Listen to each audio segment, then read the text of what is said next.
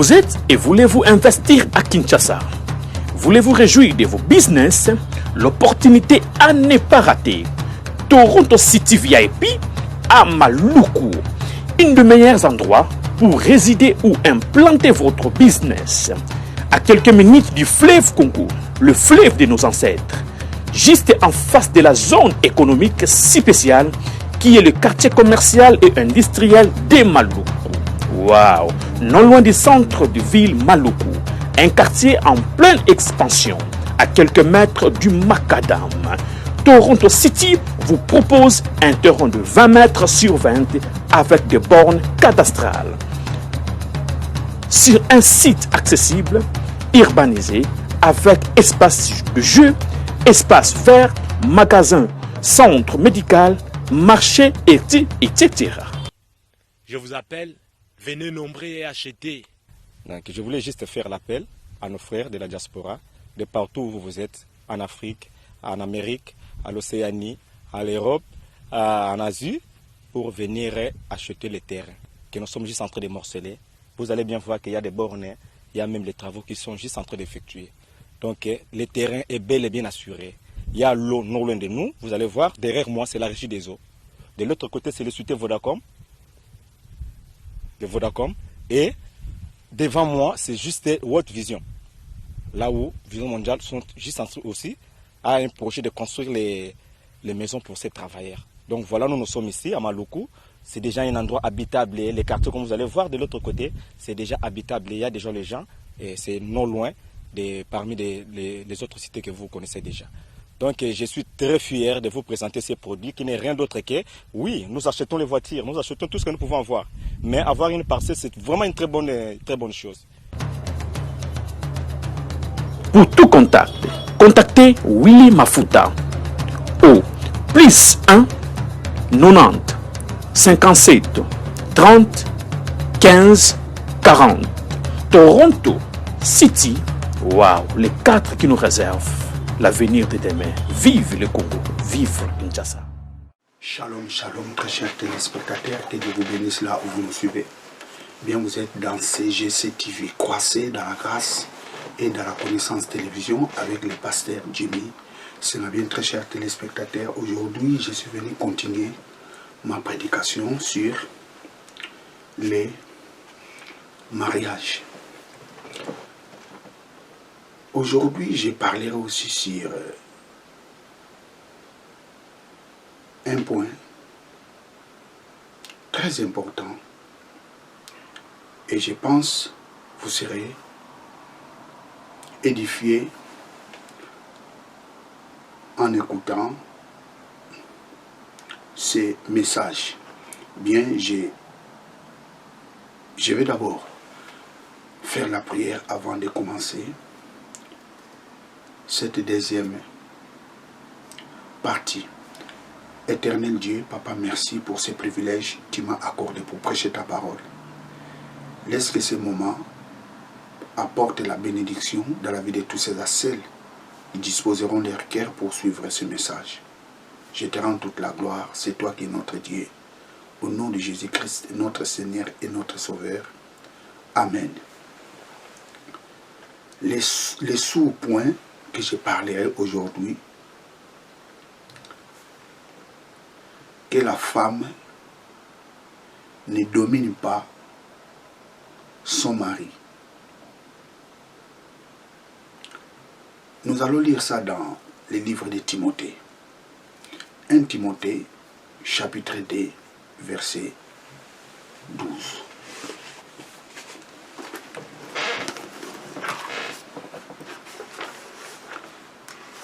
Timothée, chapitre 2,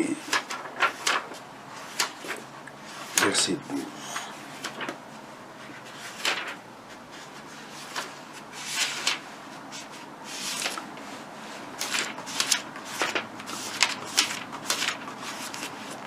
Timothée 2,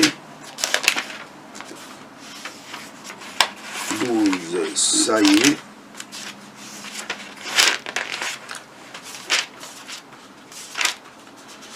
Timothée 2, 12. je ne lui permets pas d'enseigner et de dominer sur l'homme, mais je lui demande de garder une attitude paisible. Et je vais prendre la version Darby, la version connue, Darby ou Louis II, 1 Timothée, praise God.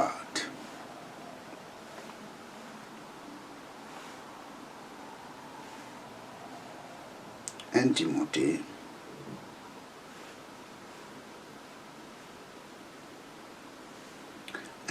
chapitre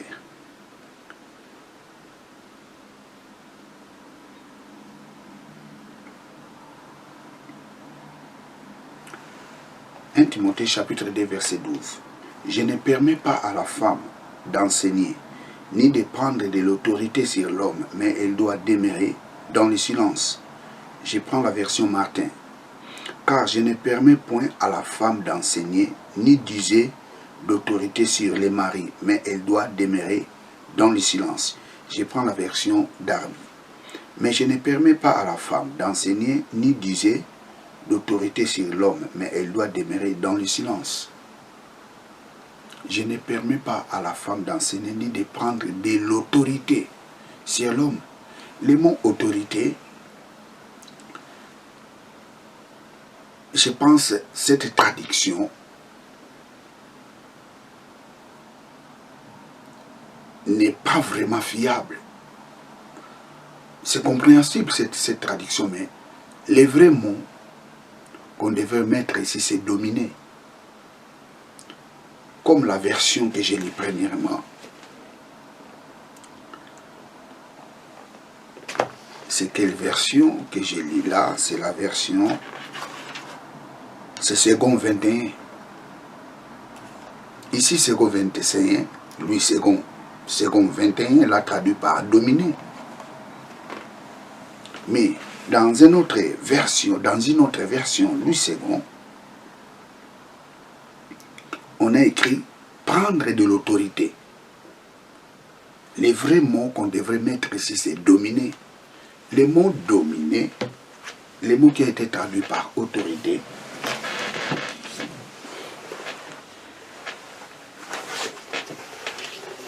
c'est le mot autenteo. Autenteo.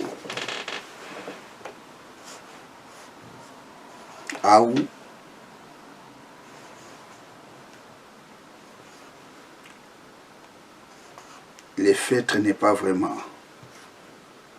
lisible, mais je pense autenteo signifie dominer.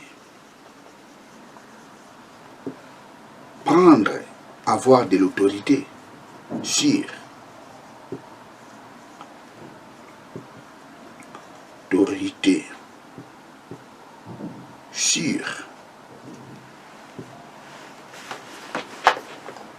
Autenteo.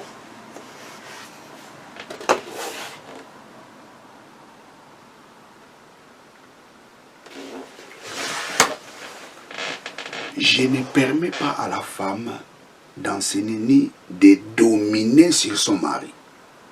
C'est ça le vrai mot. Donc notre sous-thème aujourd'hui sur le mariage, c'est que la femme ne domine pas sur son mari.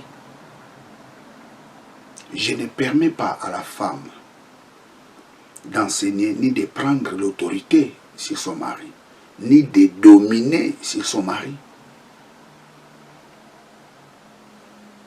Qu'est-ce que signifie dominer? Dominer signifie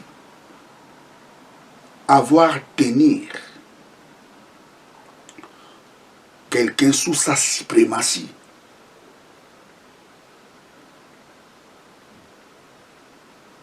Lorsqu'on domine quelqu'un, ça signifie on le contrôle.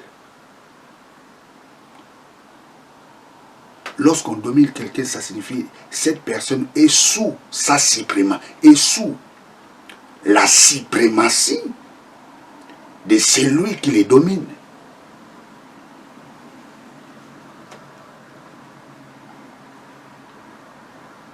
La parole de Dieu interdit à la femme de dominer son mari.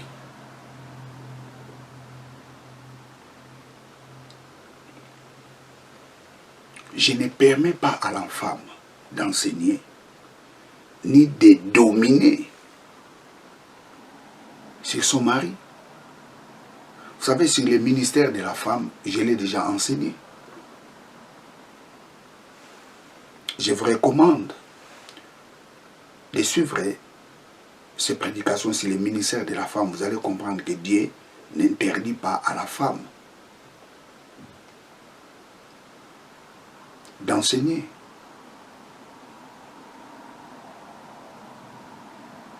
Une femme qui aspire au ministère,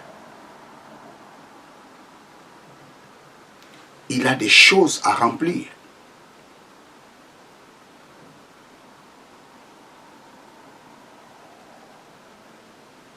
Pour que celle-ci enseigne la parole de Dieu. Je vous recommande d'aller suivre ces prédications et vous, je crois fermement, vous serez bénis. La femme ne peut pas dominer sur son mari.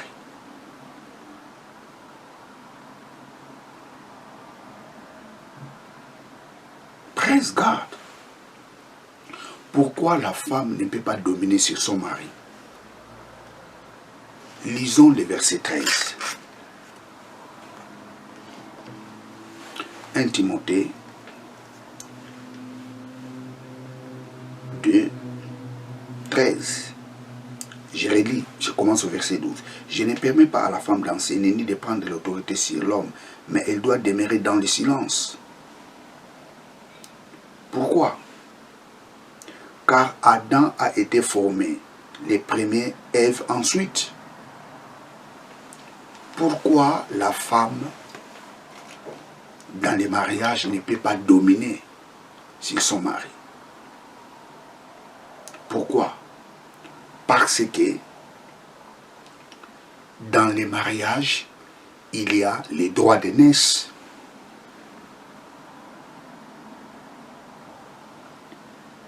C'est Adam qui était formé le premier. Et ensuite, c'est Ève. C'est les droits d'aînesse. Dans les mariages, les droits d'aînesse reviennent à l'homme. Même si la femme est plus âgée que son mari, mais dans les mariages, les droits d'aînesse reviennent à l'homme. Où il y a des mariages où nous voyons les maris, plutôt la femme, il a un peu de l'âge plus que son mari.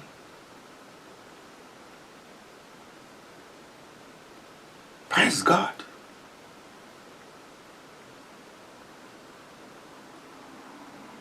Dans les mariages, les droits d'aînesse reviennent à l'homme. Ce n'est pas la femme.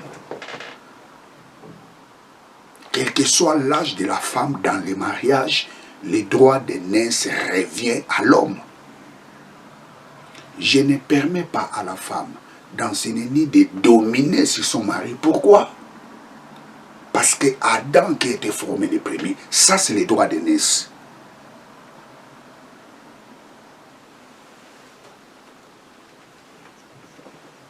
Praise God. Dans les mariages, l'homme est plus âgé que la femme. Même si la femme est plus âgée que l'homme, l'homme restera toujours plus âgé que la femme parce que Adam était formé le premier. Ici, je suis dans le domaine des mariages. Par contre, dans une famille,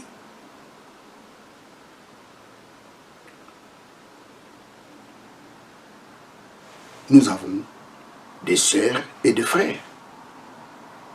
Dans une famille, les droits d'aînesse comptent. Moi, par exemple, j'ai des grandes sœurs. les droits d'aînesse leur revient.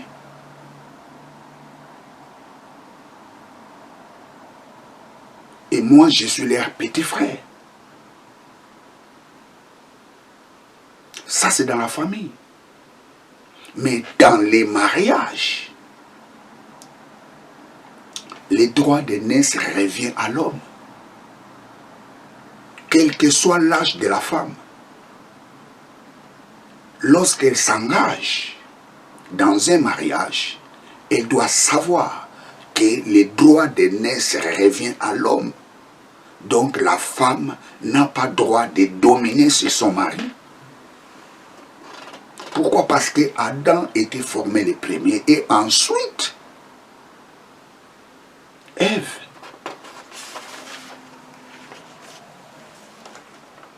Lorsque une femme domine son mari, elle blasphème la parole de Dieu. Lisons Tite. Tite chapitre 2, versets 4 à 5.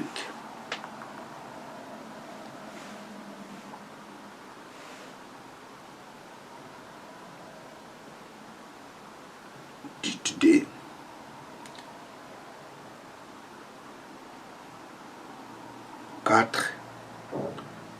Tite 2, 4.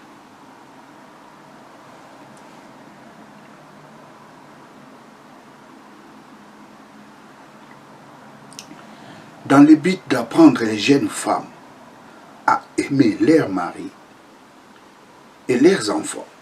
Prenons le verset 3. Dit que les femmes âgées doivent aussi avoir l'air sérieux qui convient à la sainteté. N'être ni médisantes, ni à donner au vin, qu'elles doivent donner des bonnes instructions dans le but d'apprendre aux jeunes femmes à aimer leurs maris et leurs enfants. Très retenues, chastes, occupées aux soins domestiques, bonnes, soumises à leur mari, afin que la parole de Dieu ne soit pas blasphémée. Lorsque une femme domine sur son mari, il blasphème la parole de Dieu.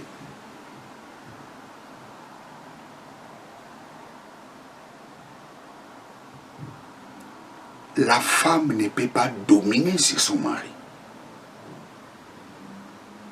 Dominer, ça signifie contrôler, être sous la suprématie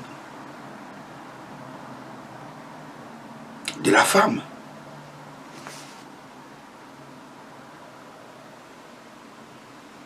Praise God. Lorsque une femme domine sur son mari, cela signifie que cette femme blasphème la parole de Dieu. Et une femme qui domine sur son mari, cela signifie elle ne l'aime pas. Une femme qui aime son mari, elle ne peut pas le dominer. Il y a des femmes qui dominent leur mari. Ils ne font rien à la maison.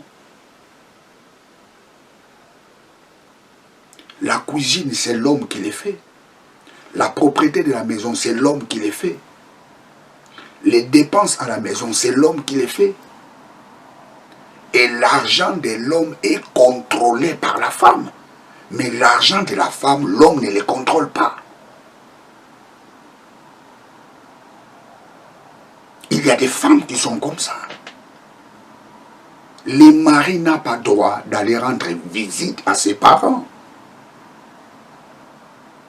Mais la femme veut toujours que son mari aille rendre visite à ses parents. Mais par contre, la femme a du mal à aller rendre visite à sa belle-mère ou bien à ses beaux-parents.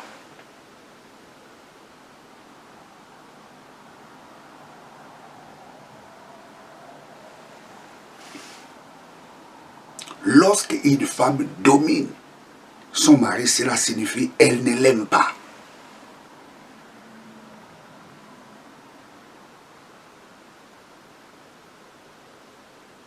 Je ne permets pas à la femme de dominer sur son mari.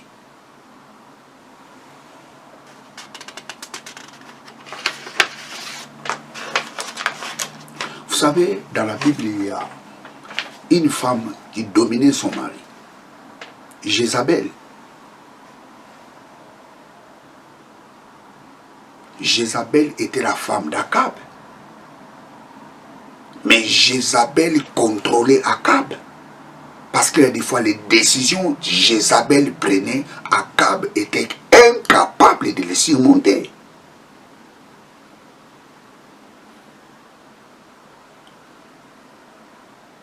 Les prophètes Élie, après avoir défié les prophètes de Baal, Jézabel a eu la décision de tuer Élie.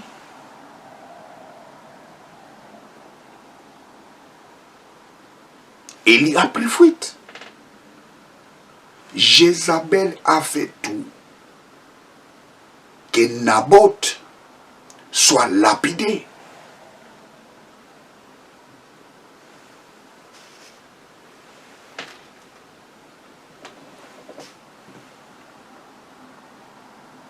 La femme ne peut pas dominer son mari.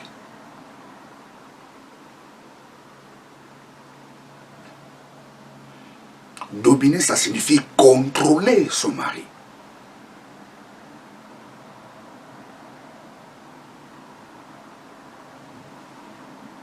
Praise God. Dans les mariages, l'homme doit aimer sa femme. Et la femme aussi doit aimer son mari.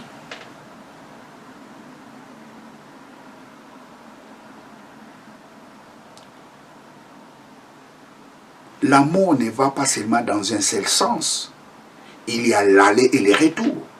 Ephésiens chapitre 5, versets 25 à 28.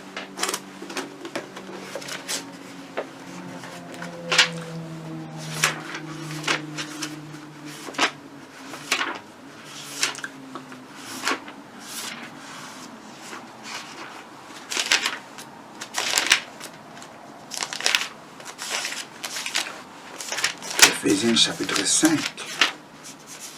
Ephésiens chapitre 5, versets 25 à 28. Marie, aimez votre femme comme Christ a aimé l'Église. Il s'est donné lui-même pour elle, afin de la conduire à la sainteté après avoir purifié et lavé par l'eau de la parole. Prenons le verset 28. C'est ainsi que Marie doivent aimer leur femme. L'homme doit aimer sa femme.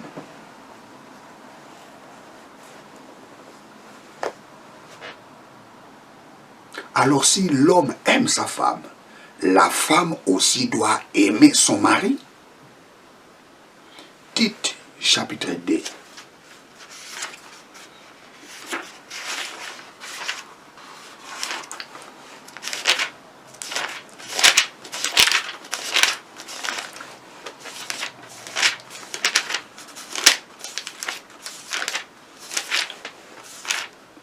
Tite, chapitre 2, verset 3 à 4. De même, les femmes âgées doivent se comporter comme il convient à des servantes de Dieu. Elles ne doivent pas être médisantes, ni esclaves de la boisson, mais enseigner ce qui est bien. Ainsi, elles apprendront aux jeunes femmes à aimer leur mari. L'homme doit aimer sa femme et la femme aussi doit aimer son mari.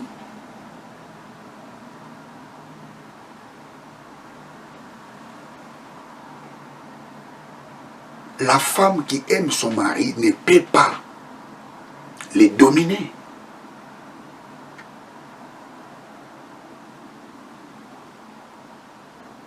lorsque la femme domine son mari, elle blasphème la parole de Dieu. Pourquoi la femme ne peut pas dominer son mari? Parce que l'homme était créé, était formé avant la femme. Donc il a les droits d'aînesse. L'homme, quel que soit son âge dans les mariages, il est plus âgé que la femme.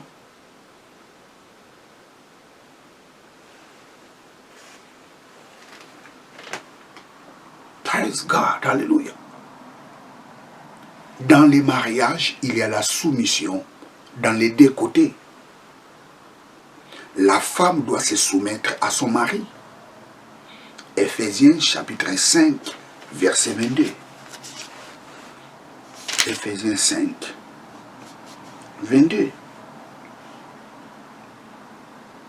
Femmes, soumettez-vous à votre mari comme le Seigneur. Dans les mariages, il y a la soumission dans les deux côtés. La femme doit se soumettre à son mari et le mari aussi doit se soumettre à sa femme. Oh mais non, pasteur, qu'est-ce que tu nous dis? Cela n'est pas écrit dans la Bible. Cela n'est pas écrit dans la Bible. C'est la femme qui doit se soumettre à son mari. Mais pas le mari se soumettre devant sa femme. Lisons Éphésiens chapitre 5, verset 20 à 21.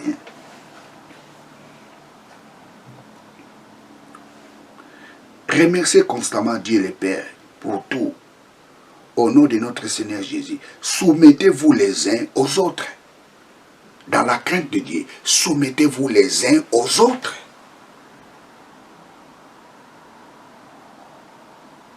My God. Soumettez-vous les uns aux autres. Ça signifie la femme doit se soumettre devant l'homme et l'homme aussi doit se soumettre devant sa femme. Il y a la soumission dans les deux côtés. Mais les gens brandissent toujours les versets 5 à 22.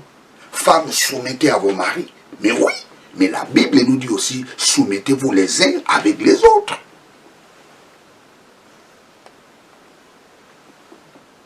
Le mari doit se soumettre aussi devant sa femme.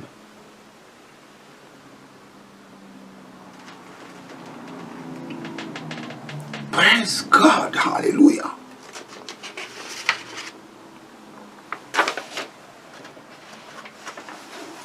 Dans les mariages, l'homme n'est pas le dominateur de la femme.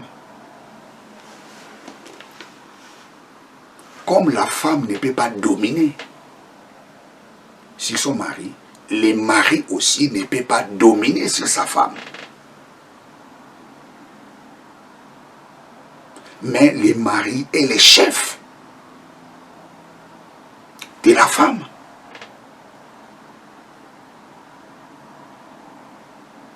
C'est très important. Éphésiens chapitre 5, verset 23. Car le mari est le chef de la femme, comme Christ est le chef de l'Église qui est son corps, et dont il est le sauveur. Le mari est le chef de la femme. Être chef ne signifie pas dominer. Vous savez, le mot chef, en grec, c'est képhale. Képhale. Képhale signifie la tête.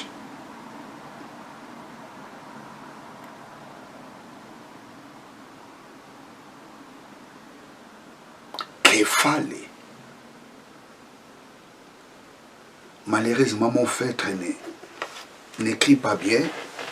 Il n'a pas assez d'encre. Je vais essayer de l'écrire. Mon frère n'a pas vraiment assez d'encre. Képhale. Ah, il n'a pas vraiment assez d'encre.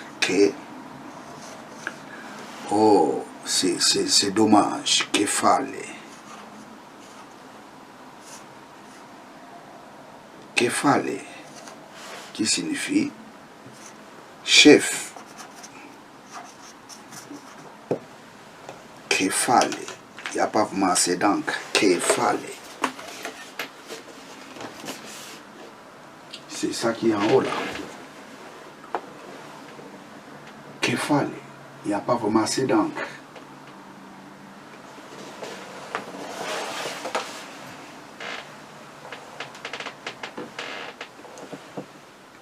Le mari est la tête de la femme.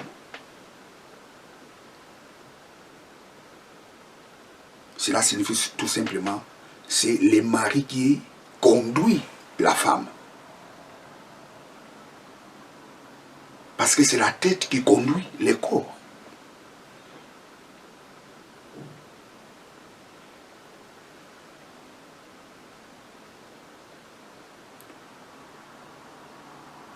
Le mari est le chef de la femme. Le mari est le conducteur de la femme. Ce n'est pas la femme qui est le conducteur, ce n'est pas la femme qui est le chef de son mari. Une femme qui n'écoute pas son mari, elle est perdue. Et l'homme aussi qui n'écoute pas sa femme, elle est perdue. Pourquoi? Parce que la femme est son aide semblable.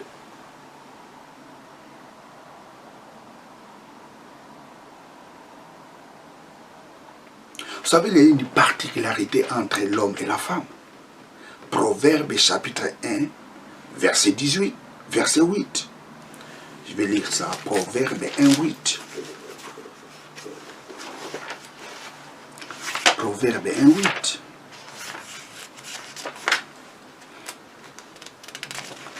C'est pas Proverbe.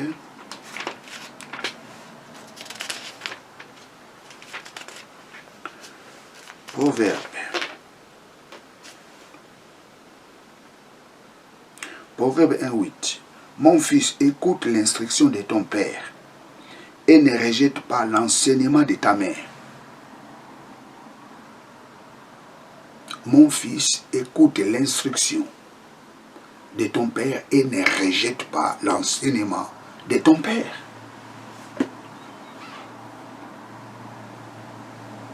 La particularité de l'homme, c'est instruire. Vous savez, le verbe qui est là-bas en hébreu, c'est yassar. Yassar signifie éduquer, corriger, châtier, instruire, enseigner. La particularité de l'homme, c'est d'éduquer.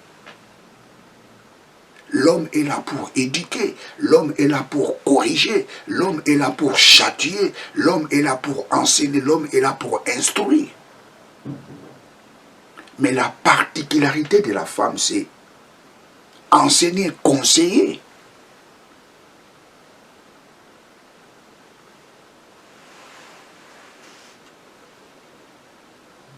Ne rejette pas les Torates, l'enseignement de ta mère.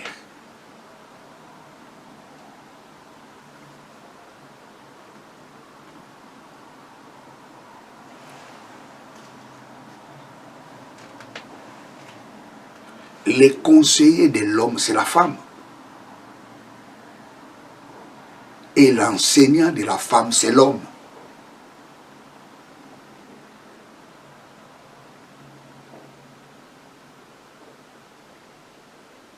L'homme enseigne, la femme conseille.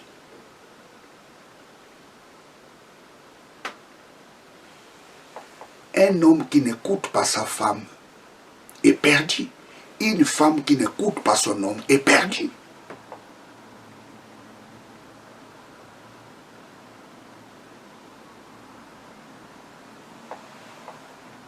Les conseillers de l'homme, c'est la femme.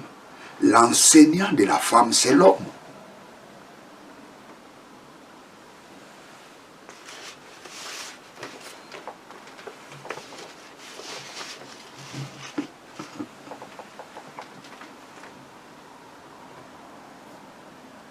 Praise God. Hallelujah.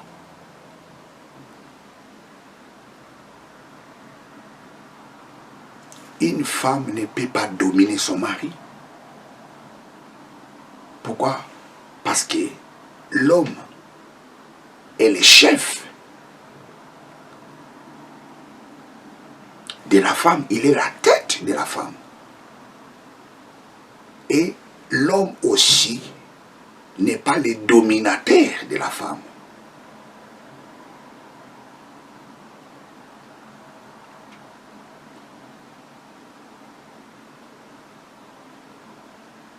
Un homme qui domine sa femme, ça signifie qu'elle ne l'aime pas. Marie, aimez vos femmes.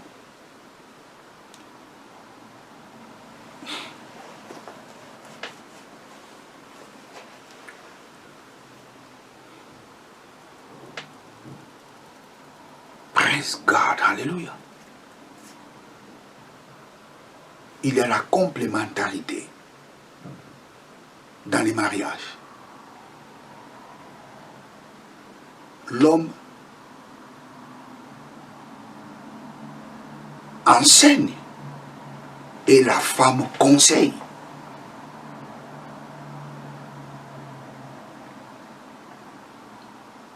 L'homme instruit, la femme conseille. L'homme éduque, la femme conseille.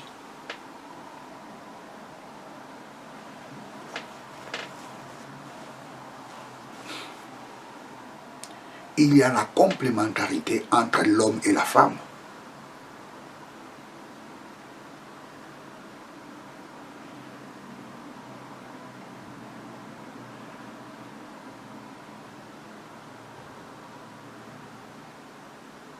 Praise God, hallelujah. Que la femme ne domine pas son mari. Ce n'est pas que la femme ne prend pas l'autorité, n'use pas de l'autorité sur son mari. C'est quand même bien, mais les vrais mots qui est là-bas, c'est dominer. Il y a des femmes qui dominent leur mari.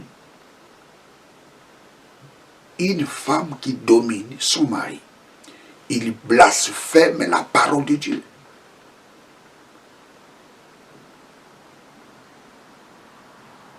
Et un homme qui domine sa femme, elle ne l'aime pas.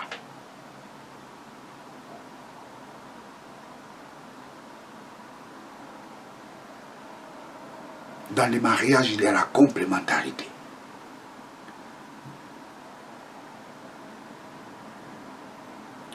Bien, vous étiez avec le pasteur Jimmy Senga. Laisse que ce message puisse prendre la place dans ta vie. La soumission ne revient pas seulement à la femme, mais l'homme aussi doit se soumettre à sa femme. Pourquoi? Parce que la Bible nous dit, soumettez-vous les uns avec les autres.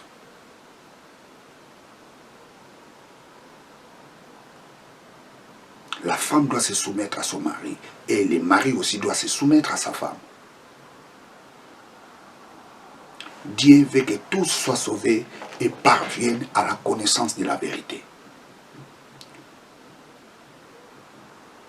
L'homme, quel que soit son âge, dans les mariages, les droits d'aînesse lui revient. Ce n'est pas la femme. Même si la femme est plus âgée que l'homme dans les mariages, l'homme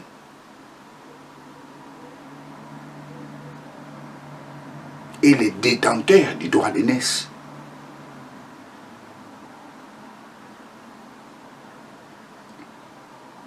Praise God, hallelujah.